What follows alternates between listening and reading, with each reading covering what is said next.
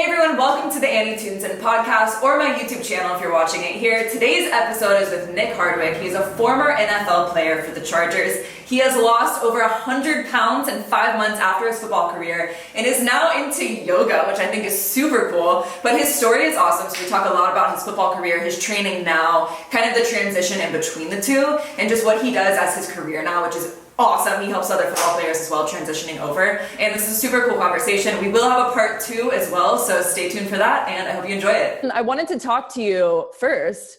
And by the way, where do you live right now, currently? I'm in Indiana. You're in Indiana. Okay, cool. I'm in Florida. Yeah. Nice. What part of Florida? Delray Beach. So it's about 45 minutes north of Miami. Gotcha. Yeah. Oh, very good. Mm-hmm. And you enjoy it? Oh, I love the weather's amazing right now, but summertime comes around and I want to get out of here. So yeah, exactly. Where are you from originally? Gainesville, which you don't hear very often. Okay. Yeah. Gainesville's nice though. I think it's kind of underrated. Oh yeah. Yeah. It's a cool town, but growing up when you're under the age of 18 is not the best thing. It's basically a college town, but you know, I enjoyed it. Did you go to Florida? Where'd you go to college? So I wanted to get out of town. I got a track and field scholarship. So I went to Florida Atlantic University. So that's in Boca. Nice. Yeah. So that's where I came to go to very school. Cool. Yeah. So down south a little bit. Oh yeah. Beach town. Yeah. It was great. Yeah. Good for you. What were your events? I did the 800, the mile, and then the 5K. So I ran cross country. Awful. I know. Oh, you hated yourself. It was rough. Yeah. It was the worst events you could do. They are really. I mean, I'm not a runner, but you talk to anybody who is a runner and those are because all of them take you right up to the threshold of in their specific zones of athletic performance. Right. And exactly. being able to push yourself right to that line and hopefully making it to the finish line. Absolutely. Yeah. And I wanted to talk to you about your football career. Because during that sport, it was very demanding, I'm sure. So I wanted to kind of talk to you. How was it? How was it with the demand of the sport in the NFL? It was incredible. And I miss it a lot. Especially right now, it's playoff football season. You're watching teams go through the championship run. And I still have just a few guys that I played with. So I've been out now 7 years. I'm 40 years old. And one of my teammates had been out for 2 seasons. And then he gets picked up by the Rams, Eric Weddle, 2 weeks ago in their playoff run. And now he's in the Super Bowl for the first time in his career at 37 years old. And he's had one heck of a career already. But now he gets to play in a Super Bowl. And all of my buddies are texting. We're so jealous that he's been out 2 years. Something happens. He had been with the Rams before. So now he gets to go back. He knows the system. So football was just, it was a really incredible experience. It really was. It was everything I guess you dreamt of as a kid. I didn't want to be a football player. I wanted to be a pro athlete. I had no idea. I played all the sports. I did basketball. I did hockey. I did baseball. I did football.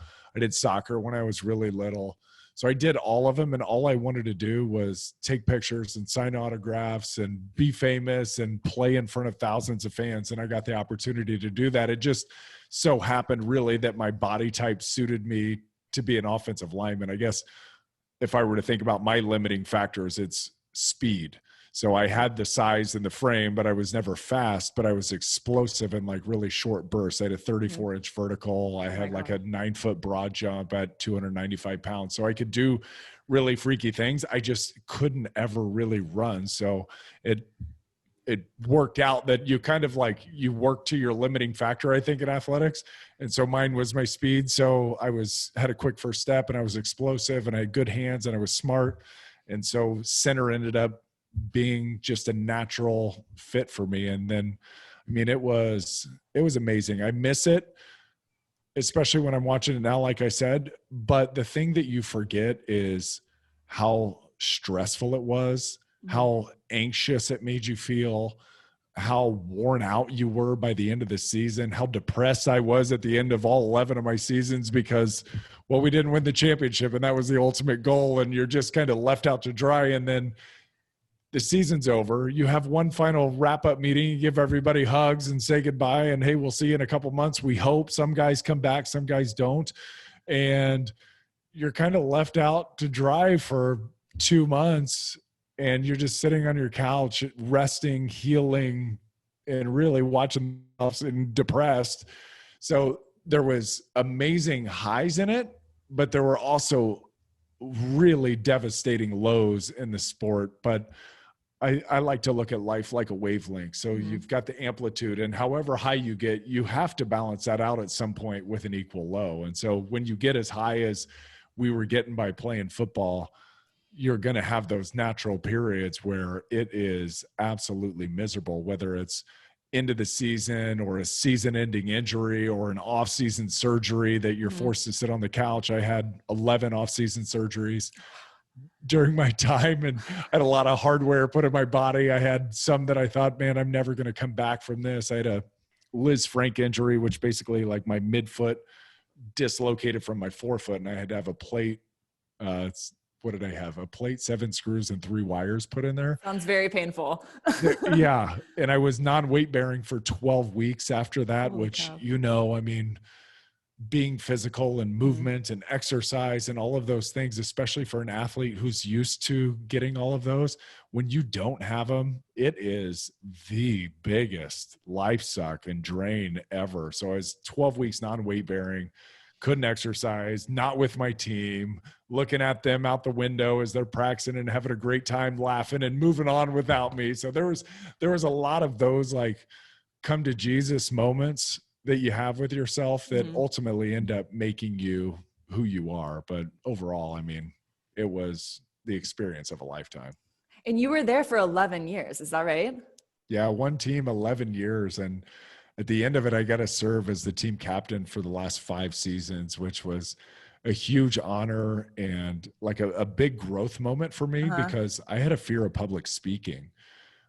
That's hilarious because it's funny because that's what I do now. And when I retired right away, I had my own sports talk radio show for 5 years. I was the Chargers color analyst for 2 seasons and the field reporter for the first season out. So speaking has become my gig, but I had a fear of public speaking. And when one of our legends retired, LaDainian Tomlinson, or he didn't retire, he actually went to the New York Jets. He was a captain, and I looked around and I was like, who's going to be the captain? I was like, can't be him. Wrong position. He's old enough. He's got a lot of good things to say. But again, I don't know who's going to listen to him because of the position that he plays. And I'm right in the center of all of this.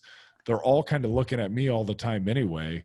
You better buck up, dude. And so I went to I think it's kind of funny. I was like, I got to get over this fear of public speaking. So I was like, Googled online. It's like, what do I do about, public speaking? And they're like, oh, you can find a Toastmasters event near you. So I went to and it's like a public speaking club or group or whatever, and it's free. And so I just showed up and I was in there and they called on me right away and I had to do some 30-second spiel. And in that 30 seconds, I just stood up and I presented to the people and I was like, oh, well, that was fine. And that was the last time that I ever showed up. I was like, well, I guess I can do this. But I guess what I figured out was it's different speaking in front of a group of wild animals like a football team than it is speaking in front of every other audience, because I know, because I'm one of them, I know these judgmental pricks are just going to try to find everything they can to hold against you, to use against you at some point, and they're going to crush you at some point if you mess up. So, and there's just, I mean, the locker room's a really unique place. It's a very testosterone driven deal. And people don't understand when I liken it to, because I've never been to, but it's like, it's prison, the baddest dude, the one who is the top of the hierarchy, he probably makes the most money, but then the next guy underneath that is the one who can kick the most ass. And that's kind of the way of the locker room. And so when you stand up in front of these guys, they're all kind of sizing you up in their own unique way. How'd you hype yourself up then before games? What'd you do? Oh, pre-games getting hyped up was never a problem for me. Calming down was a problem for me. So I walked on in college. I wasn't a football player in high school. I was a wrestler, and I ended up growing. I grew 2 inches after I went to college. I put on another 35 pounds. So I showed up at college at 195. I was in ROTC. I wanted to be a Marine. Purdue's having unprecedented success. and I wanted to be a part of it. And I had a friend in the ROTC who comes to me with the school newspaper, and he's like, "Hey, you want to try to walk on?" And I said, "Sure, yeah. Tell me about it. When are the tryouts? Let's do this." And me, Frank Avino, and David Moore ended up showing up to the walk-on tryouts after Purdue had just won the Big Ten championship for the first time since 1967. Drew Brees was the quarterback, went to the Rose Bowl. I actually went as a fan to the Rose Bowl. And then about a month later, I'm sitting at walk-on tryouts with these two. Well, you can imagine every kid who played high school football as at those walk-on tryouts. There was 105 of us there. 5 of us ended up making it. And so there was always a part of me that never felt like I was good enough to be there because of where I came from. And I started at linebacker. I very quickly moved to defensive tackle. I was 230 pounds. I had to put on 50 pounds in 6 months. So I did that. Then they moved me to guard. Then they moved me to center. And then I get drafted with the 3rd pick of the 3rd round, 3 years into my football career. And I go to the Chargers, and day one, I'm the starter with the Chargers. So I never thought I was like, how did this even happen? You know, I knew my story. Not everybody that you play with knows your story. In my head, I'm like, I don't know. I don't know if I can even do this. I don't know if I belong here. I mean, this is crazy how fast it all happened. And so every game that I played in, from walking on in college until the day that I got put on injured reserve for my last game was Monday Night Football 2014. I threw up before every single game. Like, I would be terrified. Violent throw ups. I mean, I was 290 pounds.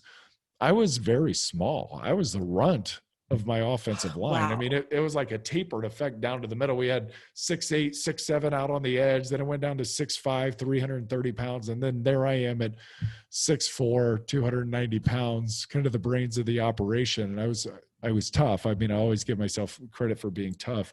But I was playing the biggest guy on the other team, the biggest, baddest dude that you could imagine. That was the guy that I had to fight for 3 hours. And so in my head, at first it was, I don't know if I'm going to survive this first, like this street fight that I'm getting in with this animal that they're lining up across from me. And then it kind of evolved over the course of my career. It's like, well, I'm pretty good. I know I can handle my business. But then the throw up kind of turned into I know how much work I have to do. And I know the personality that I have to project to be a good leader and to get the job done and to communicate and to talk the whole time and to fight a guy. There's just a lot of things going on. And so for me, it just all boiled up and mixed that in with a lot of caffeine. And I could never get a pregame meal that actually sat well in my belly. And so it's like, you got all this stuff going on, and right as I took the field, I would just throw up. It's like helmet's off, throwing up, and all the guys would be like, "Oh, good, Nick's ready to play now." See, I like that you use fear as motivation, and that's what makes a good athlete at the end of the day. That's how you sustained it. I think so. Yeah, some athletes use anxiety, some use fear. I played with some guys though, Annie, that I said, do you get nervous before a game? Because, you know, I was like being vulnerable. I was like, God, I get super nervous. Obviously, everyone sees me throwing up. And I had a buddy who's like, I don't get nervous. I said, you don't get nervous playing football? What if we're on Monday Night Football? What if we're in the playoffs? He's like, what do I have to be nervous about? And I was like, I mean, everything. I don't know what to tell you. Like, you're getting paid a lot of money to play a kid's game, and I'd sure hate them to take this job away from me. And further than that, I don't want to get my ass kicked. And then I don't want my buddies watching at home or my family sitting in the stands to think that I'm lesser of a man. I don't know. I mean, there's a lot of things that go into it. It's like, there's two ways, right? There's two ways to look at it. It's either like, I can do the best I can do. That's it. I'm in the zone. Or it's like, crap, this is scary. I got to really use this as motivation. So yeah, as an athlete, there's different ways to go about it for sure. What was it like before your events? I was nervous, but I knew that I was like pretty good, but I would kind of be like, all right, I'm going to do the best I can do. I practiced for this. If someone else practiced harder than me, at the end of the day, I got to work harder. So it was a little bit of both, I would say. I was definitely a little nervous, but I kind of used it as like, all right, I'm going to do my best. That's that. And then I get what I get. I run what I run, you know? So then you use it as working harder. I mean, obviously there's strategy in your races too, but yours is, it kind of like at the end of my career, that's what I really got to. I was like, Jesus, this is 3.5 hours of work. It felt like a a fat man's marathon to me. It's like, we're just out here, we're going to dig trenches. We're going to try to break people's will, but it's like, you're giving all that you have. And sometimes during a game, we'd lose 8-10 pounds of just water weight and sweat. And I just felt like I'd wither away like a raisin during a game because of the work that you're putting out. But I mean, you're running an 800, you're running a mile, you're running 5,000. It's like, it's a lot of work. But at least the finish line. Sometimes for you, it's like, hey, you could go into overtime. You could, who knows? You don't know when the finish line is. So yeah. It's tough. And to sustain that for 11 years, we just saw Tom Brady. He's like one more year. 22 years. Yeah. Did you kind of have that mindset when you felt like, okay, this is the last year? Did you felt like you need to give one more year? Did you kind of have that mindset? So going in, one of my mentors, one of my best strength coaches ever, he gave me the advice. He's like, don't stay too long. Just get what you need and get out. Mm-hmm. Because you don't want to get hurt. Obviously football is a super dangerous sport, and playing the position that I did with I had over 30,000 head hits throughout my career, just because I'm at the very apex of the wedge. And so I've got a guy lined up 3 inches from my helmet that hits me in the temple every single time. So there's so many hits that go down, but not only that, it's the cumulative trauma, the arthritis that builds up in all of your joints, your wrists, my hands are disgusting. If I show them to you, you'd be like, oh my God, your fingers are facing the wrong way. My feet, I told you 11 surgeries. It all adds up, right? So my strength coach said, get what you need and get out. Well, I thought, okay, at the beginning of my career, it goes slower, right? Like you remember elementary school when you're a kid and the first and second grade, it's like, God, these years take forever. And then by the time you get to high school and college, they fly by. Well, it's the same thing when you're in the league. The first couple of years are real grinds. And then you realize, hey, 16 games isn't that much with 4 preseason games. And then I'll have enough energy once I get to the playoffs and everything's fine. So it really speeds up on you. So by the time I played out my second contract, was 8 years. And that's all I originally wanted, was to play 8 years and then take the advice of my strength coach and get the hell out of there before I got too beat up. Well, I got to 8 and I was like, I feel good. And honestly, I didn't get my fill.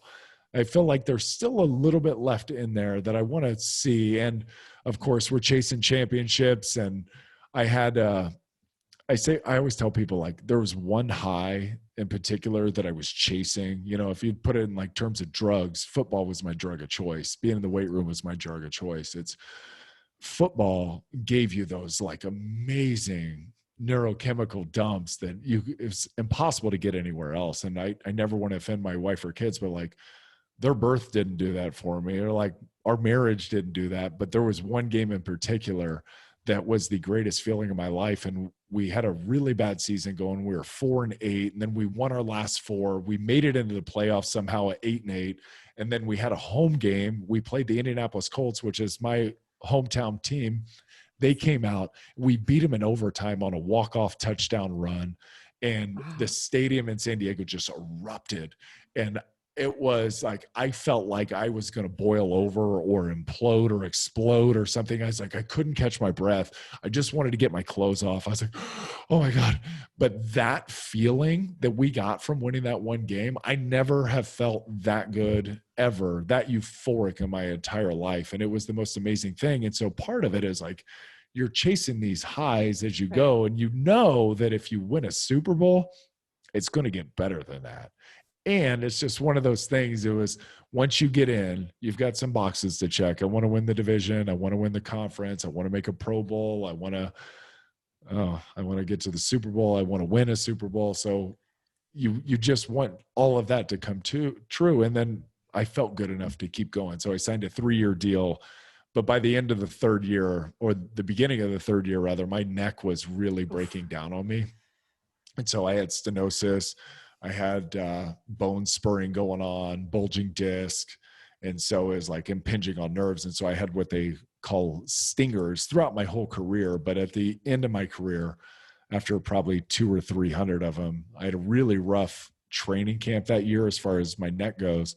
And my hands started lobster clawing, like my pinkies and my ring fingers started sticking together, and I couldn't do the lid on a water bottle or button my shirt up or anything like that. And so the doctors, like I had one final big stinger on Monday Night Football's week 1 of 2014.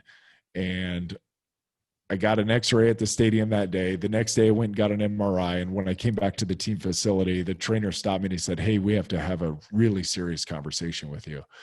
And in my head, I said, "Oh, thank God." Like because I was starting to get really concerned with my future. What's it going to look like moving forward if I can't even hold a pen without dropping it, or dropping bottles of water, or I can't button up my shirt? What are we doing here? So if they wouldn't have shut me down, I don't know if I would have been able to say, "All right, I've had enough. I've got to go." I probably would have tried to figure something out and stick with it and keep going and make it through the season. But I don't know what that would have looked like. So when they said, "Hey, we got to have a meeting," I was incredibly relieved and thankful that I could stop basically kicking my own ass. Yeah. So you say you're thankful, but once you quit and everything was done and there were no practices, how did you feel? I mean, I don't know if you felt any depression or like some major low, or maybe you were happy, but I can just imagine how that would be. Your whole life is different.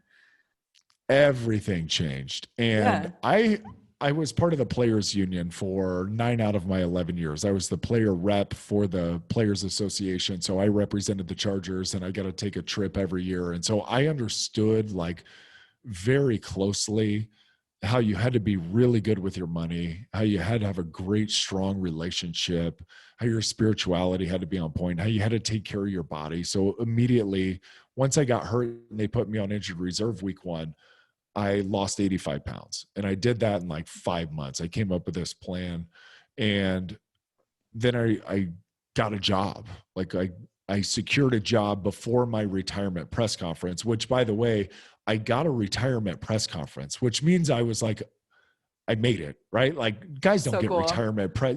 Most people don't get retirement press conferences. So I got one, and it felt like the whole team showed up. Phillip Rivers spoke and cried at the press conference. The entire San Diego media was there. It felt really good. And I had a job, and I saved all my money, and I had a great relationship, and I had 2 healthy boys that were really young at home. And I started in this job 2 weeks after my retirement press conference, and I worked for about 2 months. And then I don't know what happened. I was like on track. Everything was great. And then all of a sudden it felt like I fell off of a cliff emotionally, and I was suicidal. And I've gotten better at saying that. For a while, I was like, I was in a really dark place, or I was suicidal. I mean, I've come to terms with that now. It's and a lot of guys end up going through this. And so that's why I really ultimately share that story, is so people don't think it's abnormal, or guys that are getting ready to launch into retirement may brace for impact. And if they remember that story, it's like, hey, you can make it through this. Because I had my shit together. You know, I had it dialed in. I had everything that a retired player would possibly want, yet still here I was suicidal. And I remember I called my boss, and I called my co-host at the radio station, and I said, it was Saturday morning, and I woke up and I said, I'm not coming in Monday, and I don't think I'm coming in anymore. Don't hold my place for me. And then I went inside and I just broke down to my wife, and I told her, I was like, you can have all of the money. I don't know what's wrong with me. I'm going to take $1 million. And for whatever reason, I said, I'm going to go to Nicaragua. And that to me was basically saying, like, I'm going to go die somewhere. You know, it's like, I'm going to go kill myself somewhere. It's like, yeah, I'm going to take $1 million. I'm going to Nicaragua. And she was holding our baby, Teddy, who was, I think, 1 at the time. And Hudson was sitting on the couch watching Bubble Guppies or something like that. It was in the morning on Nickelodeon. And she looks at me and she goes, "You're not going anywhere, buddy. You know, we're going to find you." Yeah. She's like, "No, you're not. We're going to get you the help that you need. You're not leaving us." And we did. And that's kind of started my real health and wellness journey. I mean, I got the weight off, great, but it's about so much more than that.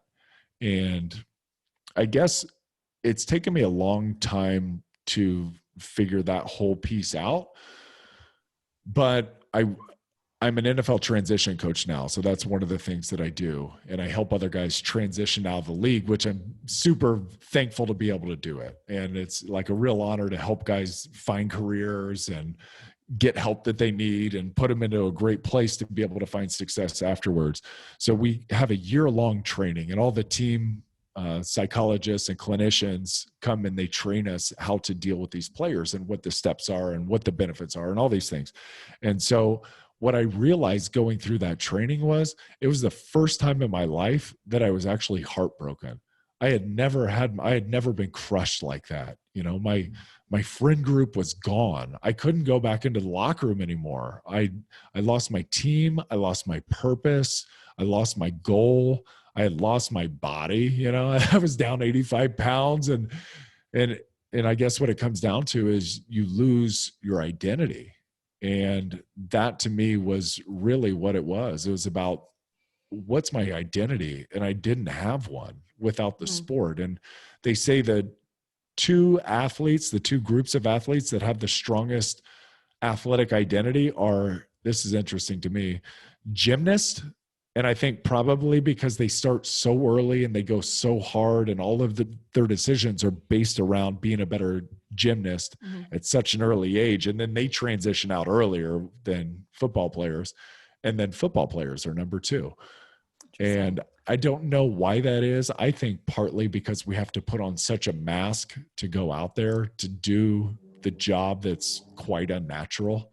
You know, to go fight somebody every single day, even at practice, to be in a locker room just full of testosterone, and I can lift more than you and I can run faster than you, and watch me, you don't want to fight me. You know, there's always that sense in the locker room. So I think that's part of the identity. And you get the 90,000 people that are screaming either at you or for you. And just, we talked about the wavelengths, the highs and the lows that you experience. And I was never going to get those again. And I think that was a really harsh reality for me. Is I always tried to, while I was playing, phrase myself as Nick Hardwick who plays football and not Nick Hardwick, the football player. But it turns out that as much as I tried to fight that and have other interests and be a more diverse human, at the end of the day, I realized I'm Nick Hardwick, the football player, and I've got to now rework to build myself up from ground zero. Yeah. And first, I'm so glad you had a support system, your wife, your kids, to help you through that. I mean, that's huge. But transitioning out of football and kind of feeling like, okay, what do I do next? You went to yoga, didn't you? I did, yeah. That is so funny to me because it's complete opposites. But I think it's good because you're kind of finding your own identity, because fitness at the end of the day, I always talk about this, is your whole life. It's in your entire life. So not labeling yourself as one thing, knowing that you can run, you can jump, you can do anything active, and that can be part of fitness is huge. And then you don't have an identity. You're just like, I'm active. I'm an athlete in general. So that's it. Yeah. And it's huge. I put my body to use. Exactly. And that's the way that you kind of have to think about it going out of, you know, any athletics. But transitioning to yoga, I want to talk about that. Did you kind of feel like so beat up? I know it's a mental thing as well, but is that why you started to do yoga? Yeah. And I had to maintain size. I'm not a naturally big person. So in the locker room, there's kind of two types of bodies, especially with offensive linemen. There's the guys who have to cut weight on Thursday to make their way in. We weighed in every single week. And then there's the guys like me who had to drink a gallon of water and eat a full meal and not go to the restroom to make my weight goals. You know, I had to be heavy enough so I didn't get reported. And so there's two types of guys. I was the guy who really had to work super hard to maintain my weight. And part of that was really a lot of hypertrophy training in the weight room. So I do kind of my athletic based stuff early in the week, do my strength work. And then all through the week, I would pick a body part or pick two body parts and do kind of a bodybuilding type circuit just to keep my size up because I had to. And so I had lifted so many weights for so long just to maintain that size that when I got done, I was like, okay, if that made me big or helped me stay big, what's the opposite of that? It's going to help me lose some of this, because it's funny in like the weight loss world now, you see a lot of people are like, lift weights, it's good for you. Lift weights, it's good for you. And I'm like, it is very good for you. And it's very good to move your body. But when you're 295 pounds and you've got 18, 19% body fat, you're still carrying a crazy amount of muscle that requires the heart to pump hard to feed those muscles all the oxygen that they need. So in my thought process, I'm like, yeah, I want to get the fat off, but I honestly want to get a lot of this muscle off too, because I don't need it. I'm not fighting anybody. And if I do, I'm going to lose a ton of money at this point. So I'm not trying to get sued. I don't need the muscle. And losing the muscle was kind of like burning the bridge for me. I can't go back, because I saw a lot of guys who were former linemen who retired or were not picked up by their team that stayed big in hopes that maybe they would get signed in the years to come. And they did that for 3-5 years. And then all of a sudden, that's just their set point, and they're just big. And now they're just kind of using it as an excuse. And back to the identity, I coach some guys that I played with, the process of, I've always been a big man. You know, they love that feeling of walking into a room and commanding the room because I'm the big, strong guy.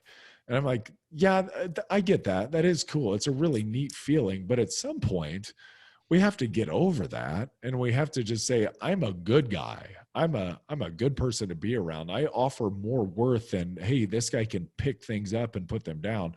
So I did. I got into yoga. I did a lot of walking. And I was just a very low impact. And I tell you, the first yoga class that I went to was still when I was big. It was probably 285 at the time.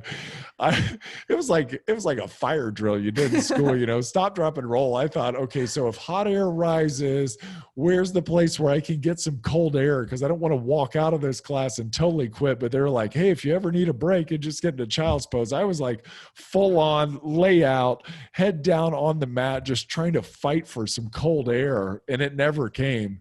But I did. I didn't get out of the class, but gee, many Christmas, that was such a learning curve. And for my personality type, I'm pretty aggressive and want to be moving and like throwing weights around and all that stuff. So like isometric holds and staying in one place and focusing on my breath, like, oh my God, it was physical torture, but it was psychological torture as much. That's insane. I mean, I can't imagine going from such a high intensity sport into yoga and something low intensity. I mean, it's pretty cool actually that you can kind of train your brain to shift to do that. And you actually have don't you have your certification now? I do. Yeah. I have my 200 hour. And it was, cool. I don't use it. I don't know if I'll ever get in front of a room and teach, but I just wanted to learn more. I wanted to learn about the process because I still take yoga classes, and I just wanted to go. I wanted to learn more about it. I want to learn more about the poses, learn about the body, the methodology behind it. I'm very curious in that way. And so it was just something that I could do. I had plenty of time during the quarantine or lockdown or whatever. So how do you feel now? Working out. How do I feel? Great. How does your body feel? Yeah. Okay. Overall, so 7 years out, I'm 40 years old. I mean, some of the damage is irreparable. So I can't do all the things that I want to do. Like if I could do everything that I wanted to do, I'd run a 50-mile race or a 100-mile race or do an Ironman or something like that. But I go out and run 3 miles, and then my Achilles feels like it's going to tear, and my foot's all swollen from all the surgery. You know, it's like there's things that I just can't do. And I've had to come to terms with that. And that's like another pill to swallow when you're like, dang it, I can't do that anymore. You know, there's a part of me that is like, in a way from where I thought I would be at 40 years old, like slightly disabled, but I can still move. I stay active. I just have to do it in a gentler way. And I still think you can maintain a really good physique. You can do more or less what you want to do. I just have to be a little bit more low impact, right? Like I can hike the Grand Canyon. I mean, I did Kilimanjaro several years ago. I go on 5-mile walks with my wife every day. I can do an hour stair stepper for whatever reason. That doesn't bother me. So there's things that I can do, and I just do those, and I find enjoyment in them and try not to wallow about the things that maybe I can't do anymore or won't be able to do in this lifetime. And hopefully I can maybe come out with a runner's body in the next life. And There you go. Not abuse it so bad early on. Oh man, running is pretty tough on the body also. Yes, it is. Yeah, I'm sure it was crazy to see your body change though, going from over 300 pounds down to 100 pounds lost at this point. Are you kind of maintaining that weight now? Yeah, so I ultimately got down to 202. So I went from, my highest was 308, and then my lowest was 202. And I remember the day clear as day. It was after a hot yoga class. And of course, I'm super competitive. And so I was like, competitive with myself. I'm not like outwardly really competitive with other people. I just love to compete against myself to see how good I can get. So the only thing I could compete at this time was my weight. And so every time the scale dropped 2 or 3 pounds, it's like, there's a win. There's a win. You're moving in the right direction. Probably a little unhealthy in that sense. But I got down to 202 after a hot yoga class. And I was standing on the scale in the locker room and looking in the mirror. And I was like, 2 more pounds, dude. 2 more pounds or 3 more pounds. And I'm going to be under 200 for the first time since my freshman year of college. And then I turned to the side, and it was almost like I was looking at a broomstick, like a coat hanger. I just had like this head, and then my body basically disappeared when I turned to the side. And I thought, oh my God, what if I walk out of this locker room right here and there's some sort of mayhem going out on the streets? I'm going to get mopped up by a grandma. Like, I've got nothing left on me. And my wife had been kind of trying to tell me along the way to, maybe that's enough, like she's very gentle, and she let me kind of figure it out on my own. And so I get down to 202, and right then I was like, that's it. Like, enough's enough. Like, let's put some weight back on. So I went home, started smashing some protein, started putting some weight back on. And then I've really built it back now the way that I wanted to, slowly over, I don't know, it probably took me like 3 years to get back to 230, which is the exact weight that I walked onto the football team at. So I think it was my very natural weight is 230. And so I'm here, and then I tinker with it a little bit. I like to use what I call weight bumpers, like the bumpers on a bowling alley. Like kids go bowling, and they bowl it down the alley, and it goes from side to side.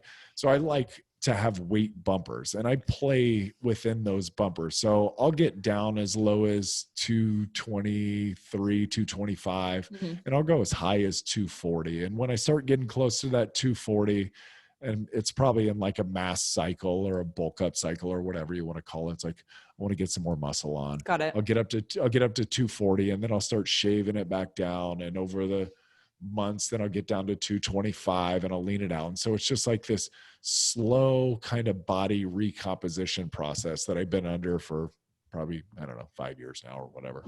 So how many calories were you eating playing football versus now? I was probably crazy. Yeah, I always wonder. Oh, so yeah, to have that size and to do all that work. So you're working out in the morning, you have a walkthrough, which is like a jog through for an hour. So you're aerobic for about an hour. The workout's anaerobic in the morning for about an hour. And then you've got practice, which is 2 hours every single day. And then you've got the game, which is 3 hours, and all the stress and all those things. And so I think I was taking in somewhere on average between probably 6,000 to 8,000 calories a day to maintain my weight with all of that. And I cut down to, on the diet, I ended up cutting down to about 1,750 a day. Oh, that's pretty low. Jeez. Pretty low. And you maintained that for the full 5 months or 6 months? Yeah. So what I did was I did intermittent,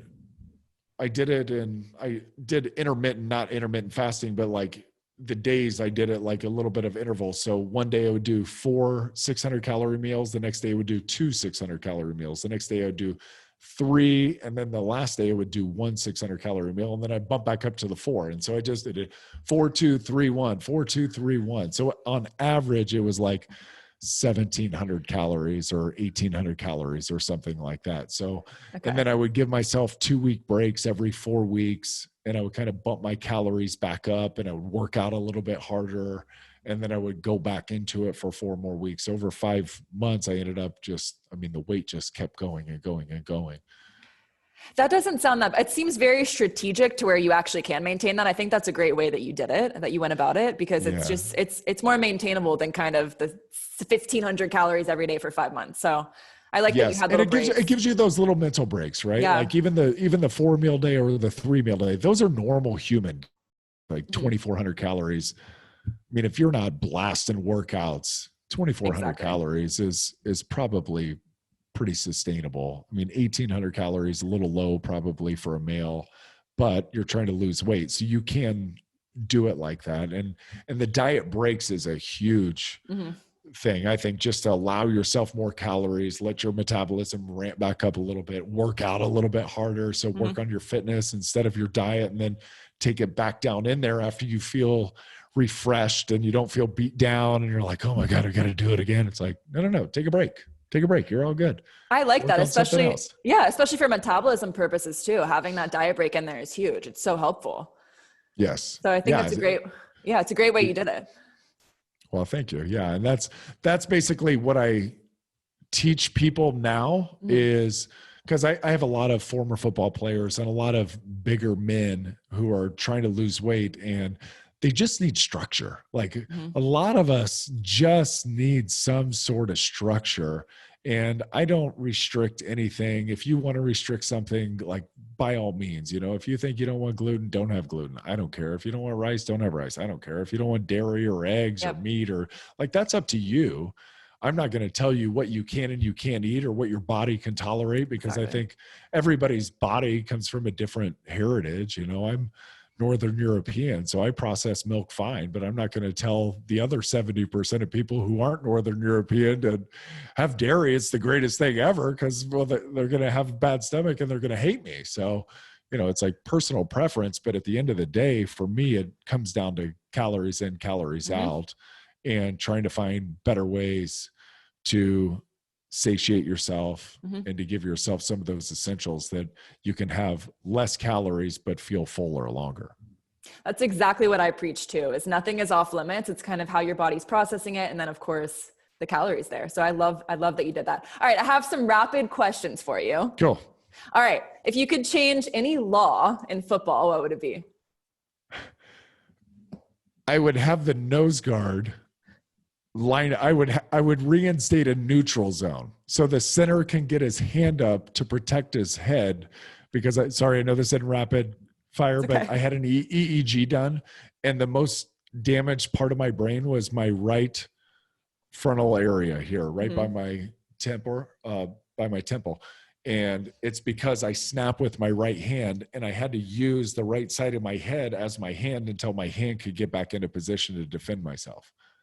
Wow, that's a good one. Okay. Yeah. Who was the biggest influence on your career so far? Besides your wife. I know she's number one. Like this career or that career? Why don't we say both? Both. Okay. My wrestling coach. Okay. My high school wrestling coach, Royce Deckard. That's awesome. All right. He taught me everything about discipline. And my dad. I love that. Favorite players then and now? Favorite player? My favorite player then was Phillip Rivers. He was our quarterback, and love the guy. Absolutely love him to death. My favorite player now is probably Joe Burrow, Cincinnati Bengals quarterback, or Josh Allen. I really into Josh Allen. All right. Favorite cheat meal? Peanut butter. I'm not kidding you. Didn't expect that. I could eat like my last meal would be peanut butter. A gallon of peanut butter. Just give me peanut butter and maybe a burger on the side. Put a straw in it. You can just drink it. Oh, the best. Oh my, I was not expecting that. All right. Favorite TV show? 2, Lost and Yellowstone. Okay. Lost season 6, by the way. Okay, I gotta watch that. All right, last question. Who do you think is gonna win the Super Bowl? This is a big one. I'm picking the Bengals. All right, let's see what you got. Yeah. Who are you taking? I don't know, actually. I have no idea. No? I have no idea. I'll go with you. Why don't I match yours? Take the Bengals. Come All on, right, it'll the be Bengals. fun. Nobody expects them to win. So when you do win, you're going to look like a hero. That would be awesome. Yeah, All right. Well, thank you so much. We should do this again. There's so much more that I think we could talk about too. I agree. Yeah. We covered almost an hour, but yeah, I'd love to do it again. There's so much more that we could discuss and I could ask you, especially on the fitness side and what you're doing now. Cause I know you have a whole business around this now as well. So that's pretty cool. Yeah. And I want to pick your brain too about your business and your clients and what you're into. We'll do a part 2. That sounds great. Stay tuned. Yes. All right. Well, thank you so much. And that's the Annie Tunes In podcast.